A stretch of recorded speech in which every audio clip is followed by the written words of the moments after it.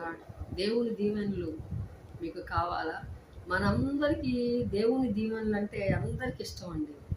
దేవా నన్ను దీవించు దీవించు దీవించు అని అందరము దేవుణ్ణి బతిమాలుకుంటాం. అయ్యా నన్ను దీవించు, నా బిడ్డను దీవించు, నా కుటుంబాన్ని దీవించు, నా భర్తను దీవించు, నా భార్యను దీవించు, దీవించు దీవించు దీవించు.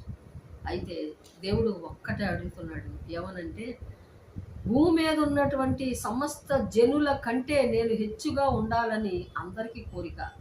అయితే ఒక్కటి చేయాలి మీరు, ఏంటదంటే నీవు నీ దేవుడైన యెహోవా మాట శ్రద్ధగా విని నేడు నేను నీకు ఆజ్ఞాపించుచున్న ఆయన ఆజ్ఞలన్నిటిని అనుసరించి నడుచుకొనిన ఎడల నీ దేవుడైన యెహోవా భూమి మీద ఉన్న సమస్త జనముల కంటే నిన్ను హెచ్చించును.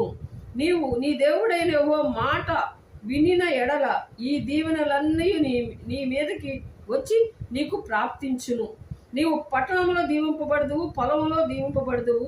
నీ గర్భఫలము, నీ భూఫలము, నీ పశువుల మందను, నీ దిక్కు ఎద్దులను, నీ గొర్రె మేకలను దీవింపబడును. నీ గంప పిండి పిసుకు తొట్టియు దీవింపబడును. నీవు లోపలికి వచ్చినను దీవింపబడదువు, లోపలికి వెళ్ళను వెలుపలికి వెళ్ళినను దీవింపబడదువు. నీ మీద పడు నీ శత్రువు యెహోవా నీ మీద నీ శత్రువును యెహోవా నీ ఎదుట హతము చేయును. చూడండి,